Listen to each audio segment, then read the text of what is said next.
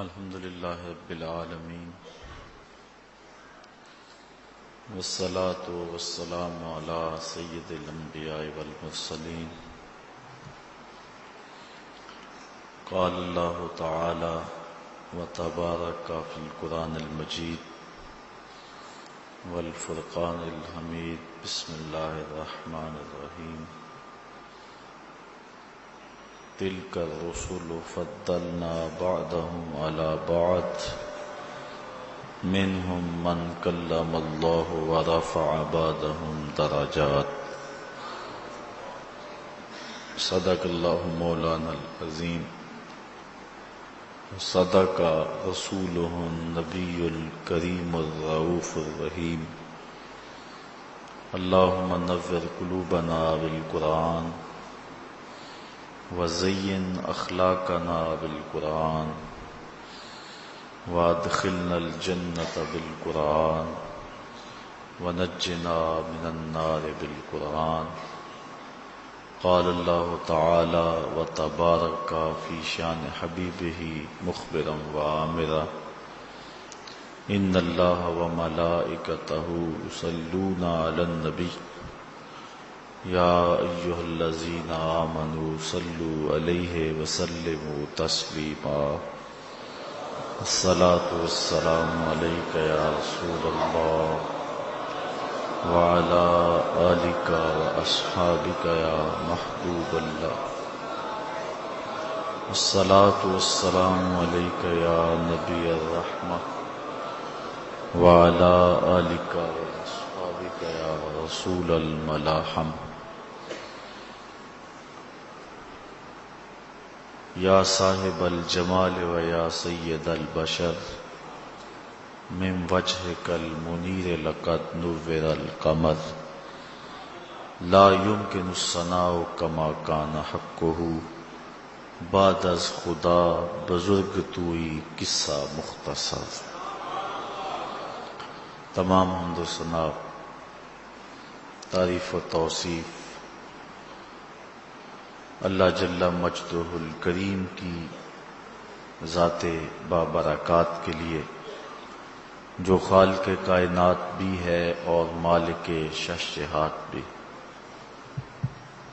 اللہ جل وعلا کی حمد و ثنا کے بعد حضور نبی اکرم شفیع امم رسول محتشم نبی مکرم اللہ کے پیارے امت کے سہارے رب کے محبوب دانائے غیوب مالک رقاب امم فخر عرب و عجم والی کون و مکان سیاہ لا مکان سید انس و جاں سرور لالا رخاں نیر تاباں سر نشین مہوشاں ماہ خوباں شہنشاہ حسینہ تتمہ دوراں سر خیل زہرہ جمالاں جلوہ صبح ازل نور ذات لم یزل باعث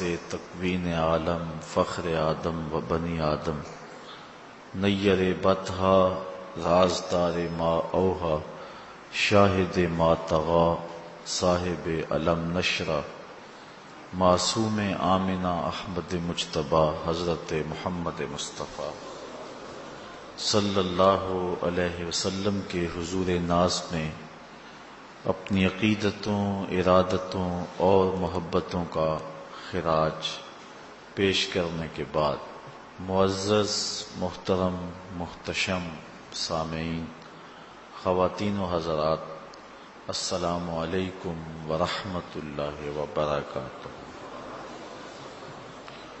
حضور ختمی المرتبت صلی اللہ علیہ وآلہ وسلم کی عظمت و رفعت کے عنوان سے آج کچھ باتیں آپ کے گوش گزار کرنے کی کوشش کروں گا۔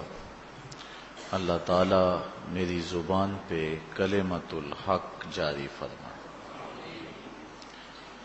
تیسرے پارے سے چند کلمات آپ کے سامنے تلاوت کیے ہیں۔ اللہ تعالی جل شانہ ارشاد فرماتا ہے تلک الرسل فضلنا بعضهم علی بعض، یہ رسول ہیں کہ ہم نے ایک کو دوسرے پر فضیلت دی۔ منہم من کلم اللہ، ان میں سے کوئی ایسا بھی ہے جس سے اللہ نے کلام کیا۔ وَرَفَعَ بَعْضَهُمْ دَرَجَاتٍ، اور کوئی ایسا بھی ہے جو درجوں میں سب سے بڑھ گیا۔ کوئی فلک تے رہ یار گیا، کوئی جا سدرہ تے ہار گیا، ایک کالیاں زلفاں والا سی جڑا عرش تو بھی لنگ پار گیا۔ جہاں تک حضور کی عظمت و رفعت کو بیان کرنے کا معاملہ ہے، میں کیا کوئی بھی اس پہ قادر نہیں ہے، کسی میں ہمت نہیں ہے کہ وہ یہ دعویٰ کرے کہ میں اس عنوان کا حق ادا کر سکتا ہوں۔ لیکن اس کے باوجود ہر بندہ کوشش کرتا ہے کہ میں حضور کے مدح خانوں میں، حضور کے ثنا خانوں میں اپنا نام لکھوا لوں۔ ابن تیمیہ نے لکھا ہے کہ حضور علیہ السلام کی مدح و ستائش اور تعظیم و توقیر کا بیان کرنا یہ دین قائم کرنے کے مترادف ہے، اور اگر یہ وظیفہ اور یہ کام رہ گیا تو سمجھ لو دین گر گیا۔ جس دین میں حضور کی عظمتوں کا بیان نہیں ہے وہ دین ہی نہیں ہے۔ ہمارے ساتھ جو ظلم ہوا وہ یہ ہوا، اقبال کے بقول عہد ما راز ما بیگانہ کرد، از جمال مصطفیٰ بیگانہ کرد۔ ہمارے عہد نے ہمیں ہم سے دور کر دیا، اس لیے کہ ہمیں حضور کے جمال سے دور کر دیا۔ امت حضور کی دہلیز پہ رہے تو سر بلندی ملتی ہے۔ علامہ اقبال نے اپنا سارا فلسفہ 2 لفظوں میں نچوڑ دیا، کی محمد سے وفا تو نے تو ہم تیرے ہیں، یہ جہاں چیز ہے کیا لوح و قلم تیرے۔ تو یہ ایک اہم فریضہ ہے جس کو امت کے ہر اس شخص نے ادا کیا جس کو دین کی سمجھ ہے۔ حضور علیہ السلام کی مدح و ستائش، حضور کی تعریف و توصیف۔ گو ہر شخص یہ جانتا ہے کہ یہ میرے بس کا روگ نہیں ہے۔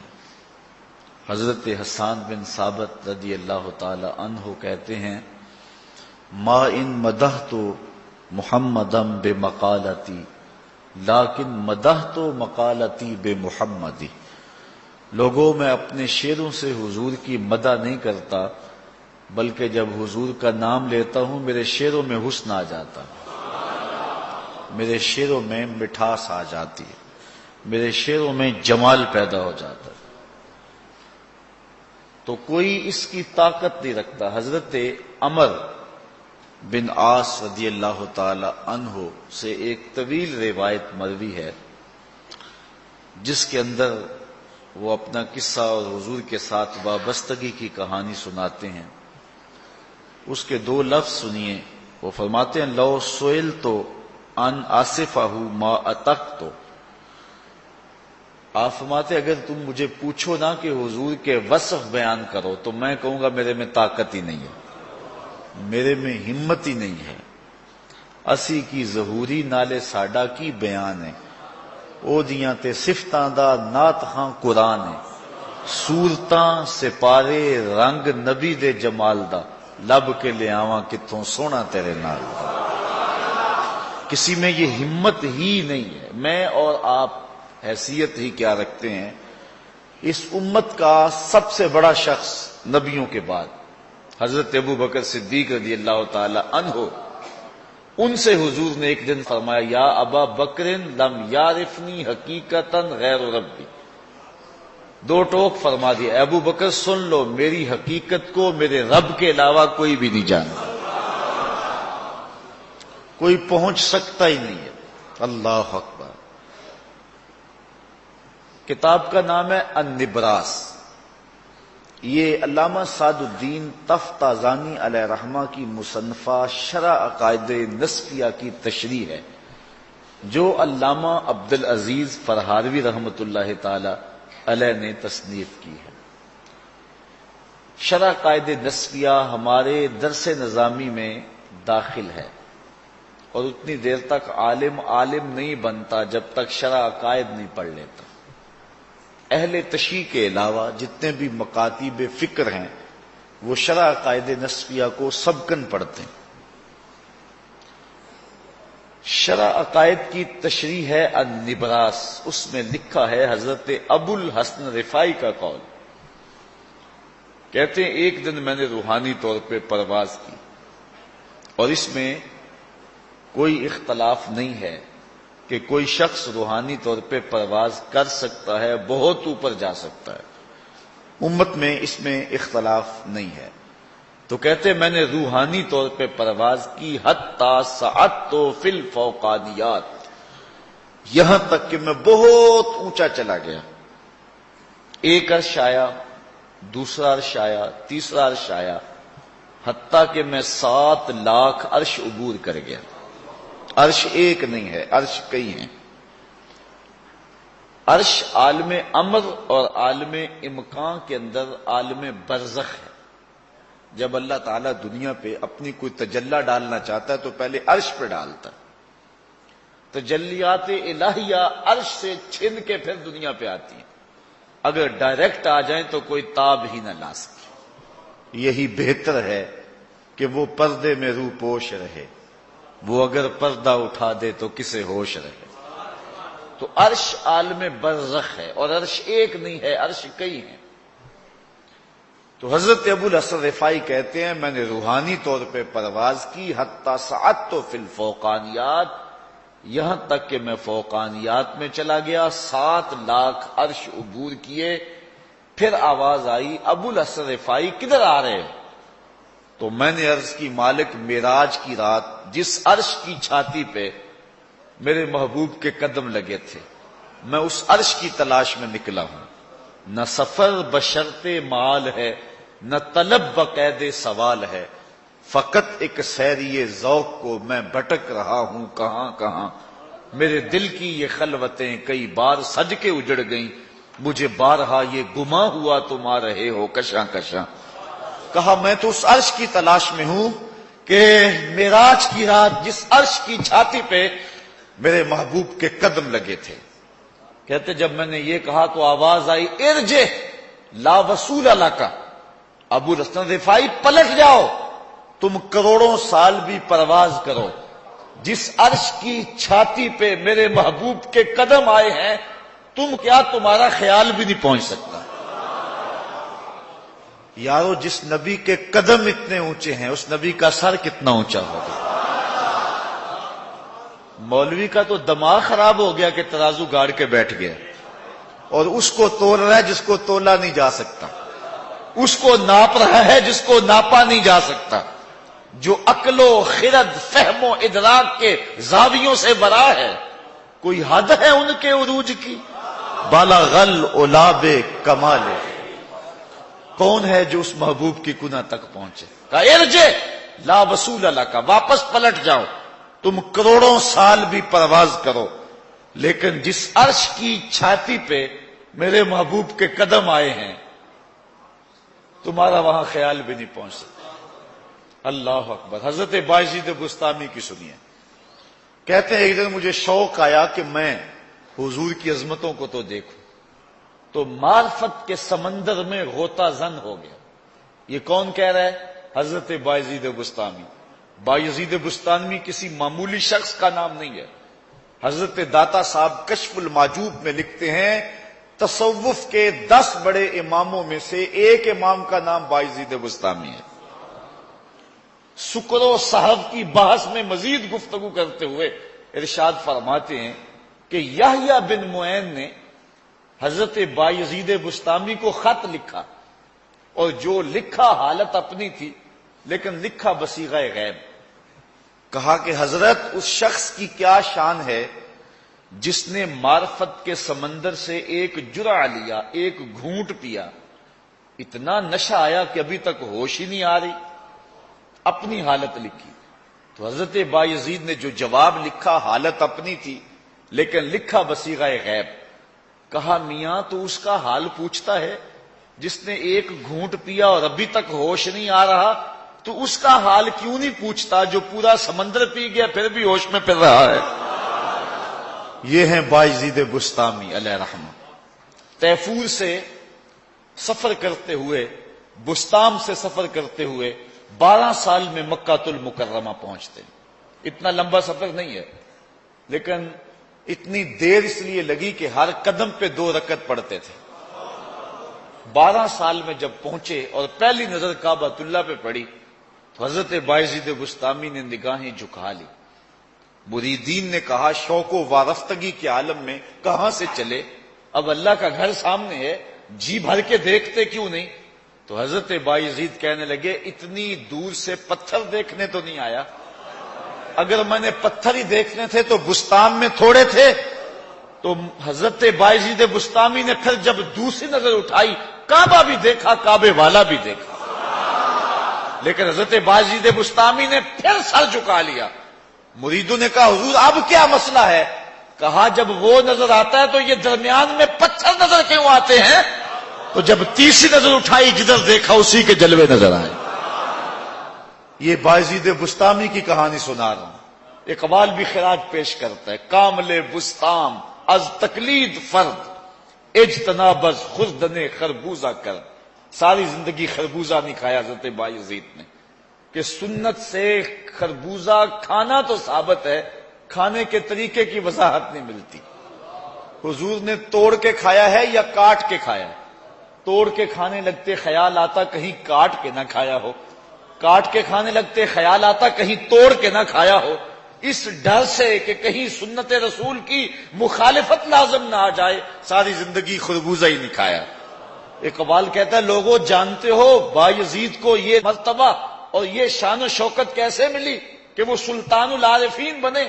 کہا کامل بسطام از تقلید فرد اجتناب از خوردن خربوزہ کر. وہ حضور کی اطاعت کا یہ جذبہ تھا جس نے بایزید کو کہاں سے اٹھا کے کہاں تک پہنچا دیا. یہ ہے مرتبہ حضرت بایزید بسطامی کا. اللہ اکبر. ان کے مناقب بہت سارے ہیں. حضرت بایزید بسطامی کی یہ روحانی پرواز ہے. کہتے ایک دن مجھے شوق ہوا کہ میں حضور کی عظمت دیکھوں، تو معرفت کے سمندر میں غوطہ لگایا. جہاں میری حد ہو رہی تھی، جہاں میری منتہائی پرواز تھی، جہاں میں ختم ہو رہا تھا، جہاں میری والناس تھی اور آقا کریم کی بھی الف لام میم تھی، جہاں میں ختم ہو رہا تھا اور مصطفیٰ بھی شروع ہو رہے تھے. فائزہ بینی و بینہا الف و حجاب من نور. میرے نقطۂ انجام اور ادھر نقطۂ آغاز کے درمیان 1000 نور کا پردہ آ گیا. لو دنو تو خط وطن لہ ترک تو، اگر میں ایک قدم بھی آگے بڑھتا تو جل کے راکھ ہو جاتا. جس نبی کے قدم اتنے اونچے ہیں اس نبی کا سر کتنا اونچا ہوگا. اللہ اکبر. یہ ہیں حضرت بایزید بسطامی. تو کون حضور کی عظمت کو بیان کرے؟ حضرت امام بوصیری علیہ رحمہ فرماتے ہیں دا مدعته النصارى فی نبیہم وحکم بما شئت مدحا فیہ وحتکمی. فرمایا جو نصارہ نے اپنے نبی کے بارے میں کہا وہ نہ کہنا، انہیں خدا کہہ دیا، ابن اللہ کہہ دیا. جو عیسائیوں نے اپنے نبی کے بارے میں کہا بس وہ نہ کہنا. کہا حضور کی شان میں پھر جو کہہ سکتا ہے کہہ دے، اور تو جو کہے گا حضور اس سے بھی اونچے ہیں. حضرت شاہ ولی اللہ محدث دہلوی رحمت اللہ تعالی علیہ فرماتے ہیں کہ آپ کے مادے کی آخری حالت عجز ہے. جو حضور کی مدح کرتا ہے تو اس کی آخری حالت کیا ہے؟ عجز. وہ کہتا ہے میری بس، میں نہیں پہنچ سکتا. آپ جانتے ہیں غالب وہ حسن کا نقشہ کھینچنے میں ماہر ہے. بلکہ اللہ نے اس کو جو تغزل میں ملکہ دیا ہے وہ کم ہی کسی کو حصہ ملا، اور اسے اپنے بیانوں، اپنی گفتگو اور اپنی شاعری پہ ناز بھی تھا۔ خود کہتا ہے ذکر اس پری وش کا پھر بیاں اپنا تھا، بن گیا رقیب آخر جو رازداں اپنا تھا۔ آگہی دام شنیدن جس قدر چاہے بچا، مدعا انکا ہے اپنے عالم تقریر کا۔ چاہیے اچھوں کو جتنا چاہیے، یہ اگر چاہیں تو پھر کیا چاہیے۔ چاہتے ہو خوب روحوں کو اسد، آپ کی صورت تو دیکھا چاہیے۔ بات کرنے کا ڈھب بھی ہے، اسلوب بھی ہے، شاعری کا جمال بھی ہے، تغزل کا حسن بھی ہے، لیکن جب کہا گیا نا لکھ حضور کی ثنا تو قلم پھینک دیتا ہے اور کہتا ہے غالب ثنائے خواجہ بیزداں گذاشتے کہاں ذات پاک مرتبہ دان محمد است۔ کہا غالب میں کیسے لکھوں، جب جانتا نہیں تو لکھوں کیسے؟ جو خدا جانتا ہے محبوب کی مدح بھی وہی کر سکتا ہے۔ تو یہاں مادح کی، مدح کرنے والے کی آخری حد یہ ہے کہ وہ کہتا ہے میری بس لا یمکن الثناء کما کان حقہ، بعد از خدا بزرگ توئی قصہ مختصر۔ ہم نے اپنے بڑوں سے سنا ہے ایک اللہ ہی ان سے بڑا ہے۔ اللہ اکبر۔ تو کسی کے اندر ہمت نہیں ہے کہ حضور علیہ السلام کی عظمتوں کا ادراک کر سکے۔ ابن حاج علیہ رحمہ فرماتے ہیں حضور جس شہر میں رہتے تھے، شہر مدینہ، کہتے ہیں شہر مدینہ کی عظمتوں کی حد نہیں ہے یار۔ جن جگہوں پہ اور جن خاک کے ذروں پہ حضور کے قدم لگے تو اس کی مدح اس شہر کی بیان نہیں ہو سکتی، پھر محمد عربی کی عظمتوں کو کون بیان کر سکتا؟ لیکن اس کے باوجود ہر بندہ یہ سعادت سمجھتا ہے کہ میں حضور کی مدح کروں۔ وہ کیوں؟ اس لیے کہ جو حضور کی مدح کرے، حضور کی تعریف کرے، عظمتوں کو بیان کرے، وہ اللہ کا بھی محبوب بن جاتا ہے، محبوب خدا کا بھی محبوب بن جاتا ہے، اور یہ سعادت مندی ہے، اور حضور اسے نوازتے ہیں۔ یہ شرف ہے جو پانے کے لیے ہر مادے بے تاب ہوتا ہے۔ حضرت نبی رحمت صلی اللہ علیہ وآلہ وسلم نے جب فتح مکہ کے موقع پہ عام معافی کا اعلان کر دیا، لیکن کچھ لوگ تھے جن کے بارے میں حضور نے فرمایا کہ یہ اگر پکڑے جائیں تو ان کو چھوڑنا نہیں۔ ان میں ایک کعب بن زہیر بھی تھا۔ تو کعب بن زہیر کسی طرح چھپ کے حضور کے پاس آ گیا اور حضور کے سامنے بیٹھ کے کہتا ہے اگر کعب بن زہیر کو ڈھونڈ لائیں تو معاف کر دو گے؟ تو حضور نے فرمایا کعب تو آج ہو گیا ہے، جا معاف کر دیا، تو آج ہو گیا، جا میں نے معاف کر دیا۔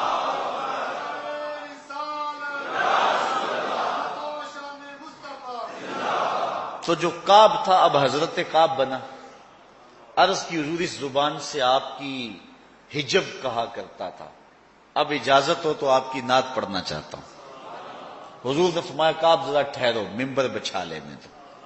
ممبر بچھ گیا، حضرت کعب ممبر پہ بیٹھ گئے اور انہوں نے اپنا مشہور قصیدہ پڑھا بانت سواد، اور جب اس شعر پہ پہنچے ان الرسول لنور یستضاء بہ مہند، ان الرسول لنور، بغیر کسی شک کے، بغیر کسی شبہ کے اللہ کے رسول نور ہیں۔ یستضاء بہ، ایسا نور جس سے پورا زمانہ چمک رہا ہے۔ مہند من سیوف اللہ مسلول، یہ اللہ کی تنی ہوئی تلوار ہے۔ اللہ اکبر۔ شاید اعلی حضرت اسی کا ترجمہ کیا ہے، چمک تجھ سے پاتے ہیں سب پانے والے، میرا دل بھی چمکا دے۔ حضرت کعب بن زہیر نے جب یہ شعر پڑھا نا تو روایات میں آتا ہے حضور نے اپنی چادر اتار کے حضرت کعب بن زہیر پہ پھینک دی، پھر ساری زندگی اس چادر کو حضرت کعب نے اپنے سینے سے لگائے رکھا۔ حضرت امیر معاویہ رضی اللہ تعالی عنہ نے حضرت کعب سے کہا 10,000 درہم لے لو، یہ چادر دے دو۔ اس دور میں 10,000 درہم کتنی قیمت بنتی ہے؟ کہا یہ نہیں میں دے سکتا۔ اور جب حضرت کعب بن زہیر کا انتقال ہوا تو حضرت امیر معاویہ رضی اللہ تعالیٰ عنہ نے 20,000 دراہم کے اندر اس چادر کو ان کے خاندان سے خریدا، اور پھر جب بھی کوئی بادشاہ تخت نشین ہوا کرتا تھا تو اعزاز یہ تھا کہ وہ چادر اڑا کرتا تھا۔ ایک اور صحابی ہیں حضرت نابغہ جادی رضی اللہ تعالی عنہ، بڑی طویل عمر پائی ہے، انہوں نے حضور کی شان میں لب کھولے اور شعر کہے اور کہتے گئے، حتیٰ کہ 200 شعر حضور کی شان میں کہے، 200 اشعار حضور کی شان میں کہے۔ پھر آقا کریم علیہ السلام نے ان کے لیے دعا دی۔ اب دعا کے لفظ سنیے۔ حضور نے کہا لا یفدد اللہ فاقا، اللہ تیرے منہ کی مہر نہ توڑے، اللہ تیرے منہ کی مہر نہ توڑے۔ آپ کی عمر 100 سال سے زیادہ ہو گئی تھی لیکن دانت سلامت تھے۔ حضرت قرز بن اسامہ کہتے ہیں میں نے خود دیکھا حضرت نابغہ جادی کو، ان کے دانت بڑھاپے میں بھی اولوں کی طرح چمکدار تھے، کیونکہ حضور نے جو دعا دی تھی کہ اللہ تیرے منہ کی مہر کو نہ توڑے۔ حضرت حسان بن ثابت رضی اللہ تعالی عنہ حضور کی مدح کیا کرتے تھے، حضور کی تعریف کیا کرتے تھے، عظمتوں کا بیان کیا کرتے تھے، اور آقا کریم ان کو دعا دیتے اللہم ایدہ بروح القدس، اے اللہ روح القدس سے ان کی مدد فرما۔ اللہ اکبر۔ تو صاحبو یہ اعزاز ہے، یہ ہماری تکریم ہے کہ ہم اس سعادت مندی کو حاصل کریں، اور آج اسی عنوان سے جو ہے ہم نے یہ بزم سجائی۔ گو ممکن نہیں ہے لیکن سعادتوں کو حاصل کرنے کے لیے آج ہم یہاں جمع ہوئے ہیں۔ میں آپ کے سامنے حضور کی عظمتوں پر مشتمل 4-5 احادیث رکھنا چاہوں گا اور آپ کی توجہ اس کی طرف مبذول کرنا چاہوں گا۔ حضور علیہ الصلوۃ والسلام ہماری مدح و ستائش کے اور ہمارے بیان کے محتاج نہیں ہیں، بلکہ حضور کا تو نام ہی ایسا ہے، جب زبان سے نام لو تو حضور کی مدح ہو جاتے۔ محمد کا معنی ہے الذی یحمد حمدا بعد حمد، محمد وہ ہوتا ہے جس کی بار بار تعریف کی جائے۔ اچھا، کافروں نے کہا کہ یار عجیب بات ہے، تم محمد بھی کہتے ہو اور عیب بھی لگاتے ہو، محمد تو ہوتا ہی وہ ہے جس کی بار بار تعریف ہو، اور تم ساتھ یہ لفظ بھی بولتے ہو، ساتھ برا بلا بھی کہتے ہو۔ ایک کام کرو نا، اہل لغت ہو، یا تو لفظ محمد کہنا چھوڑ دو یا عیب لگانا چھوڑ دو۔ انہوں نے کہا کہ عیب لگانا تو نہیں چھوڑیں گے، چلو ہم لفظ محمد آج کے بعد نہیں بولیں گے، اپنے طور پہ نام بدل کے مزمم کہنا شروع کر دیا۔ مزمم کا معاذ اللہ معنی بار بار مذمت کیا گیا۔ کسی نے سنا حضور کی خدمت میں حاضر ہوا، مکی دور تھا، مسلمان انتہائی کمزور تھے، آ کے کہا حضور وہ مزمم کہہ کے گالیاں دے رہے ہیں۔ تو حضور علیہ الصلوۃ والسلام نے فرمایا آپ نے دیکھا نا اللہ نے قریش کے منہ کو کس طرح موڑ دیا، یشتمون مزمما ویلعنون مزمما وانا محمد، کہا وہ کسی مزمم کو گالیاں دے رہے ہیں، میرے رب نے مجھے محمد بنایا۔ وہ کسی مزمم کو برا بھلا کہہ رہے ہیں لیکن میرے رب نے تو مجھ کو محمد بنایا۔ تو حضور کا نام ہی ایسا ہے، اگر کوئی اور لفظ نہ بھی بولے، نام ہی لے حضور کا، اللہ اکبر، حضور کا نام ہی لے تو یہ حضور کی مدح و ستائش ہے اور حضور کی عظمتوں کا بیان ہے۔ حضور نبی رحمت صلی اللہ علیہ وسلم نے اپنی مدح خود فرمائی اور اپنی عظمتوں کا بیان صحابہ کے سامنے رکھا۔ حضور نے ارشاد فرمایا ان اللہ اصطفى کنانہ من ولد اسماعیل واصطفى قریش من کنانہ واصطفى من قریش بنی ہاشم واصطفانی من بنی ہاشم، اللہ نے ساری اولاد آدم سے کنانہ کو منتخب فرمایا، پھر کنانہ سے اللہ تعالیٰ جل شانہ نے قریش کا انتخاب کیا اور قریش سے بنو ہاشم کا انتخاب کیا، اور فرمایا اللہ نے بنو ہاشم سے محمد کا انتخاب کیا، میرا انتخاب کیا۔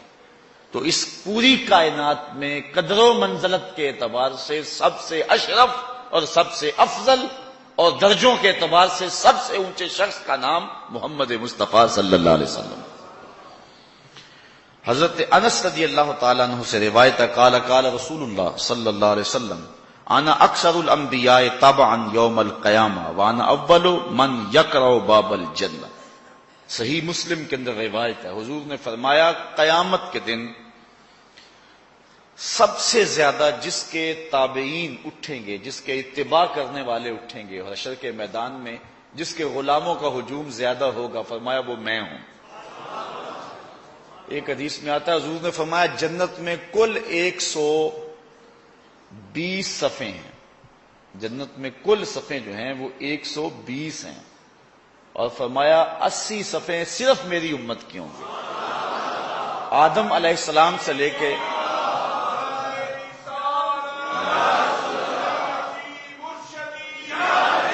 آدم علیہ السلام سے لے کر حضرت عیسیٰ علیہ السلام تک 1,00,000 کئی ہزار نبیوں کی امتیں صرف 40 صفوں میں کھڑی ہوں گی، اور فرمایا میرے اکیلے کی امت 80 صفوں میں کھڑی ہوگی۔ یہ حضور علیہ السلام کا اعزاز ہے، اور اسی لیے حضور نے فرمایا کہ میری امت میں اضافہ کرو، چاہے کچے بچے سے ہی کیوں نہ ہو، تاکہ کل قیامت کے دن کثرت امت کی وجہ سے میں نبیوں میں فخر کروں گا۔ تو فرمایا قیامت کے دن اپنے ماننے والوں کے اعتبار سے میں نبیوں میں سب سے اول ہوں اور کثرت سے ہوں۔ وَأَنَا أَوَّلُ مَنْ يَقْرَعُ بَابَ الْجَنَّةِ، جو سب سے پہلے جنت کا دروازہ کھٹکھٹائے گا وہ بھی میں ہی ہوں۔ سب سے پہلے حضور جنت کا دروازہ کھٹکائیں گے، حضور کے پیچھے امت ہوگی۔ اعلی حضرت بولے پیش حق مجدہ شفاعت کا سناتے جائیں گے، آپ روتے جائیں گے ہم کو ہنساتے جائیں گے۔ وسعتیں دی ہے خدا نے دامن محبوب کو، جرم کھلتے جائیں گے اور وہ چھپاتے جائیں گے۔ حشر کے میدان میں حضور فرمایا میں نبیوں میں فخر کروں گا، نبیوں میں افتخار ہوگا میرا۔ تو معلوم ہوا جو محشر کا دن ہے یہ حضور کی عظمتوں کا سب سے بڑا جلسہ ہے، یہ حضور کی عظمتوں کا سب سے بڑا جلسہ ہے۔ اعلی حضرت یہاں بولے فقط اتنا سبب ہے انعقاد بزم محشر کا، فقط اتنا سبب ہے انعقاد بزم محشر کا کہ ان کی شان محبوبی دکھائی جانے والی، اس لیے محشر کا میدان سجایا جائے گا کہ دنیا کو پتا چلے کہ محمد عربی صلی اللہ علیہ وسلم کی عظمتوں کے پھریرے کیسے لہرائے جا رہے ہیں۔ حضرت جابر رضی اللہ تعالی عنہ سے روایت ہے جس کو امام بخاری نے بھی روایت کیا، امام مسلم نے بھی روایت کیا۔ قال قال رسول اللہ صلی اللہ علیہ وسلم اوتیت خمسا لم یؤتہن احد قبلی، حضور فرمایا مجھے 5 چیزیں ایسی دی گئی ہیں جو میرے علاوہ کسی نبی کو نہیں دی گئی، مجھے 5 ایسی چیزیں عطا کی گئی ہیں جو میرے علاوہ کسی اور کو نہیں دی گئی۔ پہلی چیز نصرت بالرعب مسیرۃ شہر، اللہ نے میری مدد رعب سے کی ہے، یعنی میں 1 مہینے کے فاصلے پر ہوتا ہوں، دشمن کے دل پر پہلے ہی رعب پیدا ہو جاتا۔ ایک تو اللہ نے میری یہ مدد کی ہے جو میرے علاوہ کسی اور کی مدد نہیں ہوئی۔ دوسرا وَجُعِلَتْ لِيَ الْأَرْضُ مَسْجِدًا وَطَهُورًا، اللہ نے پوری کائنات کو میرے لیے مسجد اور پاک بنایا ہے۔ فَأَيُّمَا رَجُلٍ مِّنْ أُمَّتِي أَدْرَكَتْهُ الصَّلَاةُ فَلْيُصَلِّ، تو میرا امتی جہاں بھی نماز کا وقت پائے وہیں مصلی بچھا کے پڑھ لے، پوری زمین اس کے لیے مسجد ہے۔ پچھلی امتوں میں ایسا نہیں تھا، عبادت کے لیے معبد میں ہی جانا پڑتا تھا، گرجا گھر میں کلیسا میں ہی جانا پڑتا تھا، لیکن اس امت کے لیے اللہ نے پوری زمین کو پاک کر دیا، حضور کے قدم آئے پوری دھرتی پاک ہو گئی۔ اب نماز کا وقت ہو گیا، گھر میں ہے تو گھر پڑھ لو، آپ دور ہیں، مسجد بہت دور ہے نہیں پہنچ سکتے، ڈیرے پہ ہیں، آپ کھیتوں میں کام کر رہے ہیں، وہیں مصلی بچھا کے نماز پڑھ لو، جہاں بھی ہیں وہاں نماز پڑھ لو، پوری دھرتی کو حضور کے قدموں کے صدقے اللہ نے مسجد بنا دیا ہوا اور پاک کر دیا ہے۔ فرمایا دوسری یہ مجھے کو اللہ نے یہ شان دی، اور تیسری وَأُحِلَّتْ لِيَ الْغَنَائِمُ وَلَا تُحِلُّ لِأَحَدٍ قَبْلِ، اللہ نے میرے لیے مال غنیمت کو حلال کیا اور میرے سے قبل کسی کے لیے مال غنیمت حلال نہیں تھا۔ پچھلی امتوں کے لیے ایسا تھا کہ اگر وہ جنگ کے اندر کافر کوئی سامان چھوڑ کے جائیں تو وہ بس چھوڑ گئے، حلال نہیں تھا ان کے لیے، وہ اس کو استعمال میں نہیں لا سکتے تھے، لیکن حضور علیہ السلام کے لیے اس کو حلال رکھا گیا۔ چوتھی چیز وَأُوتِيتُ الشَّفَاعَةَ، اللہ اکبر، فرمایا چوتھی چیز اللہ نے مجھ کو شفاعت کا حق دیا ہے، میں شفاعت کروں گا قیامت کے دن۔ حضور نے فرمایا میرے اللہ نے مجھے 2 چیزوں میں ایک کو اختیار کرنے کا اختیار دیا، یا تو محبوب یہ چیز پسند کر لو کہ آدھی امت بغیر حساب کے جنت میں، آدھی کا حساب لے لیں گے، یا پھر حق شفاعت لے لو۔ حضور فرماتے ہیں میں نے آدھی امت والا سودا نہیں کیا، میں نے حق شفاعت لے لیا۔ اب آپ سمجھ تو گئے ہوں گے کہ حضور نے حق شفاعت کیوں لیا ہے۔ حضور نہیں چاہتے کہ میرا کوئی امتی جہنم میں جائے، حضور شفاعت کر کے سب کو جنت میں لے جائیں۔ اللہ اکبر، وہ کسی نے کہا نا کہ وہ اپنا مقدمہ کیسے ہار سکتا ہے جس کے حضور وکیل ہو، تو میں نے کہا یار یوں نہ پڑھو، حضور ہمارے وکیل نہیں ہیں اس معنی میں، ایڈوکیٹ کے معنی میں، بلکہ ہمارے شفیع ہیں۔ وکیل اور شفیع میں فرق ہوتا ہے۔ وکیل کہتا ہے جج کو کہ صاحب میرے موکل نے یہ جرم نہیں کیا لہذا چھوڑ دو، اگر جرم ثابت ہے تو سزا پکی ہے۔ وکیل کہتا ہے میرے موکل نے جرم نہیں کیا لہذا چھوڑ دو، شفیع کہتا ہے سب کچھ کیا ہے میرا آنا دیکھ لو۔ حضور قیامت کے دن وکالت نہیں کریں گے، شفاعت کریں گے۔ یہ نہیں کریں گے کہ مالک انہوں نے کیا کچھ نہیں، کہیں گے مالک سب کچھ کیا ہے، میری پھیلی ہوئی زلفوں کو دیکھ لیا جائے۔ پھر حضور شفاعت کریں گے، ساری امت کا کام بن جائے گا۔ تو کہا اللہ نے مجھے شفاعت کا حق دیا ہے۔ اور پانچویں چیز، وَكَانَ النَّبِيُّ يُبْعَثُ إِلَىٰ قَوْمِهِ خَاصَّةً وَبُعِثْتُ إِلَى النَّاسِ عَامَّةً۔ باقی جتنے بھی نبی آئے ہیں وہ کسی خاص قوم کی طرف مبعوث ہوئے ہیں۔ کوئی شہر مدین کی طرف آیا، کوئی قوم عاد کی طرف آیا، کوئی قوم سمود کی طرف آیا، کوئی کسی مخصوص قوم کی طرف آیا۔ نبی مخصوص قوموں، مخصوص شہروں کی طرف مبعوث ہوتے رہے، لیکن فرمایا اللہ نے مجھ کو پوری کائنات کے لیے، عام طور پہ اسود و احمر کے لیے، مجھے قیامت تک آنے والی مخلوقات کے لیے مبعوث کر کے بھیجا۔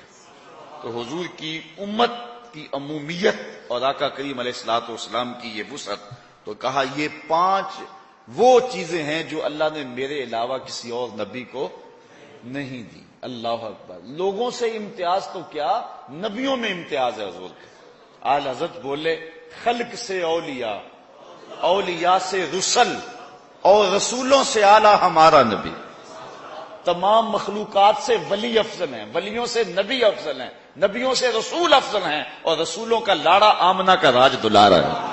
ترمذی شریف کی حدیث حضرت ابو سعید خدری رضی اللہ تعالیٰ عنہ سے، قال قال رسول اللہ صلی اللہ علیہ وسلم انا سید ولد آدم یوم القیامہ، کہا قیامت کے دن میں ساری اولاد آدم کا سردار ہوں، ولا فخرا، اور اس بات پر فخر نہیں کرتا، بطور فخر نہیں کہہ رہا، تحدیث نعمت کے طور پہ کہہ رہا ہوں۔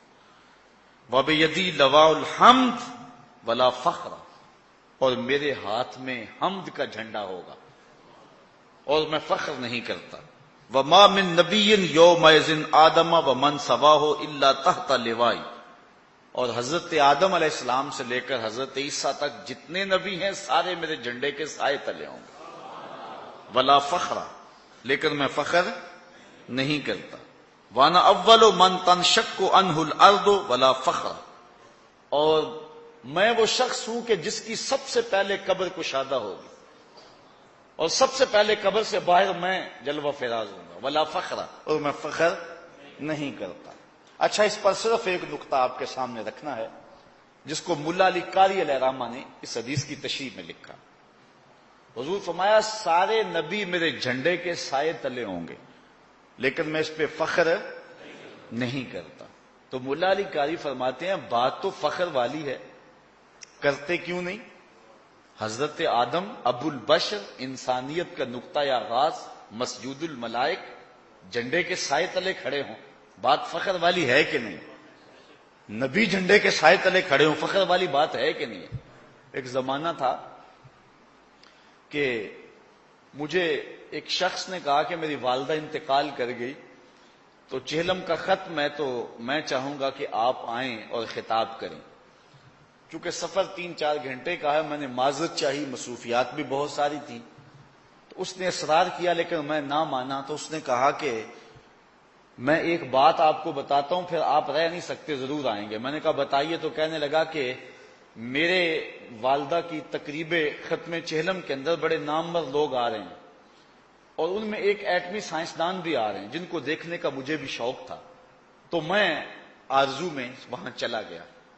تو میں جا کے اس شخص کو دیکھا کہ اس کے پاؤں زمین پہ نہیں لگ رہے تھے، حالانکہ ختم تھا ماں کا، اور ماں چلی جائے تو جہان اجڑ جاتا ہے، لیکن خوشی سے اس کے زمین پر پاؤں نہیں لگ رہے تھے کہ اعلیٰ فوجی اور سول حکام میرے گھر میں ہیں، اور ایک عالی نسب سائنسدان جس پہ ناز ہے وطن کو، وہ بھی میرے گھر کے اندر مہمان آیا ہوا ہے۔ تو وہ اس بات پہ ناز کرتا تھا، اور میں بھی جب گفتگو کرتا تھا تو میں بھی ناز کرتا تھا، یار جس کے گھر میں ایک ایٹمی سائنسدان آئے اس کا تو قد جو ہے وہ اونچا ہو جائے اور تو فخر کرے، تو جس کے جھنڈے کے سائے تلے نبی کھڑے ہوں وہ فخر کیوں نہ کرے؟ لیکن فرمایا ولا فخرا، میں فخر نہیں کرتا۔ ملا علی قاری کہتے ہیں حضرت آدم جھنڈے کے سائے تلے کھڑے ہیں، بات تو فخر والی ہے نا، کہا ولا فخرا، میں فخر نہیں کرتا۔ حضرت ابراہیم اللہ کا جلیل القدر نبی، جلتی ہوئی آگ کے شعلوں میں ہنس کے بات کرنے والا، بیٹے کی گردن پہ چھری رکھ دینے والا، رب کی رضا کے لیے جھنڈے کے سائے تلے کھڑا ہو، بات فخر والی ہے کہ نہیں ہے؟ سرے طور خدا سے ہم کلام ہونے والا کلیم اللہ، ہاتھ میں عصا ہے، سر پہ امامہ ہے، فرعون کا دربار ہے، اللہ کا نبی کھڑا ہو کے تبلیغ فرما رہا ہے۔ حضرت موسیٰ جھنڈے کے سائے تلے کھڑے ہوں، بات فخر والی ہے کہ نہیں ہے؟ ماں کی گود میں اپنی نبوت کا اعلان کرنے والا، انی عبد اللہ آتانی الکتاب وجعلنی نبیا، حضرت عیسیٰ بن باپ کے پیدا ہونے والے، روح اللہ جھنڈے کے سائے تلے کھڑے ہوں، بات فخر والی ہے کہ نہیں ہے؟ ماہ خوباں شہنشاہ حسینہ، جس کے چراغے حسن سے پورا مصر چمک اٹھا، جناب یوسف جھنڈے کے سائے تلے کھڑے ہوں، بات فخر والی ہے کہ نہیں ہے؟ کہا ولا فخر، میں نہیں کرتا۔ ٹھنڈ پڑ جائے گی آپ کو، جو ملا علی نے جواب دیا۔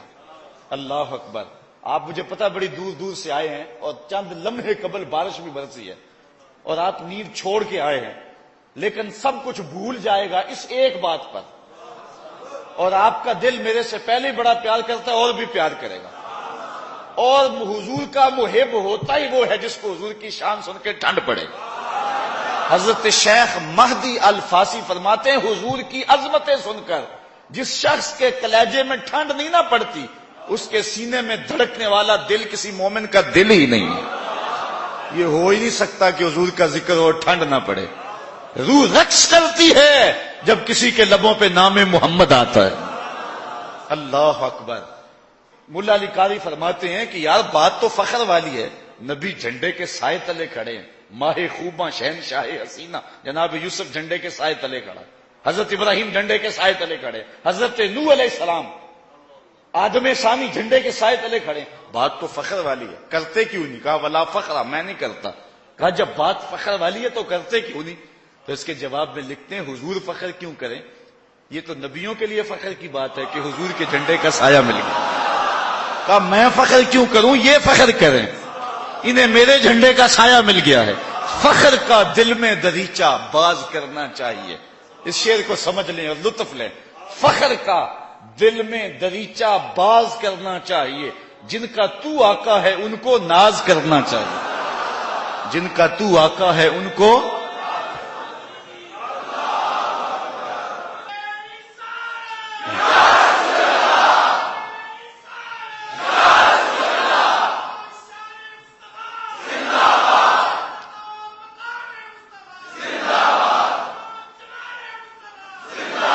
کوئی حد ہے ان کے عروج کی، بلغ العلاب کمال۔ کہا میں فخر کیوں کروں؟ فخر تو یہ کرے جنہیں میرے جھنڈے کا سایہ مل گیا۔ یار جنہیں حضور کے جھنڈے کا سایہ ملا وہ نبی ہو کے فخر کرے، تو پھر میں اور آپ فخر کیوں نہ کریں؟ میری خوش قسمتی میں تیرا امتی، میری خوش قسمتی میں تیرا۔ نبیوں نے آرزو کی، 12 نبیوں نے تمنا کیا کہ حضور کی امت سے ہو جائے۔ ہم نے کوئی تمنا کی، کوئی آرزو کی، کوئی منت مانی، کوئی راستہ دیکھا، کوئی انتظار کیا، آنکھیں پتھرائیں، کیا ہوا؟ سوئے تھے مقدر جاگے۔ مسجد سے مولوی صاحب کو بلا لائے گھر والے اور انہوں نے کان میں آ کے بشارت دی، مبارک ہو آقا کا غلام بن کے آ رہا ہے۔ اس لیے میں کہا کرتا ہوں شاہوں سے ملا ہے نہ تونگر سے ملا ہے، اللہ کا عرفان اسی در سے ملا ہے۔ اوروں کو ملا ہے تو مقدر سے ملا ہے، مجھ کو تو مقدر بھی تیرے در سے ملا ہے۔ یہ میرا اعزاز، یہ آپ کا اعزاز۔ مضمون ابھی اور بھی ہے، لیکن ندانم قدامی سخن گوئے مت، کہ والا تری زانچے من گوئے مت، چے وسوت کند سادیے نا تمام۔ شیخ سادی کہتے ہیں چے وسوت کند سادیے نا تمام، کہتے ہیں نا تمام سادی کیا آپ کا وصف بیان کرے۔ پھر کہتے ہیں علیک الصلاۃ اے نبی والسلام، بس اتنی بات ہے آقا، آپ پر صلاۃ بھی ہو، آپ پر سلام بھی ہو۔ بس یہی بات ختم ہوتی ہے. علیک الصلاۃ نبی والسلام. چے وصفت کنند، کیسی حد کر دی شیخ سعدی نے. چے وصفت کنند سعدی نا تمام. اللہ اکبر. ایک جگہ فرماتے ہیں حسنش غایت دارد، نہ سعدی را سخن پائیں بمیرت تشنا مستسقی و دریا ہم چنا باقی. وہ کہتے ہیں نہ تو سعدی کی باتیں ختم ہوتی ہے نہ تیرا حسن ختم ہوتا ہے. تو فرماتے ہیں کہ پھر دریا کے کنارے جو مستسقا کا مریض تھا وہ پیاسا مر گیا، نہ اس کا پیٹ بھرا اور نہ ہی دریا ختم ہوا. ساری زندگی بھی لگے رہیں حضور کی عظمتوں کا بیان بھی ممکن. پھر ظہوری کا شعر یاد آیا، اسی کی ظہوری نالے ساڈا کی بیان ہے، او دیاں تے صفتاں دا نات خاں قرآن ہے، سورتاں سپارے رنگ نبی دے جمال دا، لب کے لے آواں کتھوں سونا تیرے نال دا. یہ کسی ساتھی نے مجھے پتھر دیا ہے، بڑے واضح اور جلی حروف میں حضور کا نام لکھا ہے. کیا ہی شان احمدی کا چمن میں ظہور ہے، ہر گل میں ہر شجر میں محمد کا نور ہے. بلکہ امام غزالی نے تو ایک بڑی خوبصورت بات کہی. آپ فرماتے ہیں پوری کائنات اسی نام کا مظہر ہے، اسی نام کا چرچا. فرماتے ہیں انسان اپنی صورت کو دیکھے. الراس مدور کالمیم، سر میم کی طرح گول ہے. والیدان کالہا، دونوں ہاتھ ہا کی طرح ہے. والبطن کالمیم الثانی، پیٹ دوسرے میم کی طرح ہے. والرجلان کالدال، ٹانگیں دال کی طرح ہیں. تم انسان بنے پھرتے ہو، وہ نام محمد کا نقشہ دیکھ رہا ہے. کہتے آؤ اپنی نماز کو دیکھو. القیام کالالف، نماز کے اندر جو قیام ہے یہ الف کی طرح ہے. والرکوع کالہا، رکوع ہا کی طرح ہے. والسجدۃ کالمیم، سجدہ میم کی طرح ہے. والتشہد کالدال، تشہد دال کی طرح ہے. تم نماز پڑھ رہے ہو، وہ نام احمد کا نقشہ دیکھ رہا ہے. گلی گلی میری یاد بچھی ہے، پیارے رستہ دیکھ کے چل. گلی گلی میری یاد بچھی ہے، پیارے رستہ دیکھ کے چل. مجھ سے اتنی باشت ہے تو میری حدوں سے دور نکل. کبھی کہیں نام نظر آتا، کبھی کہیں نام نظر آتا ہے. اسی نام کے چرچے ہیں، اسی کے پھریرے لہرائیں گے اور اسی کی برکتیں. یہ نام کوئی کام بگڑنے نہیں دیتا، یہ نام کوئی کام بگڑنے نہیں دیتا، بگڑے بھی بنا دیتا ہے نام محمد صلی اللہ علیہ وسلم.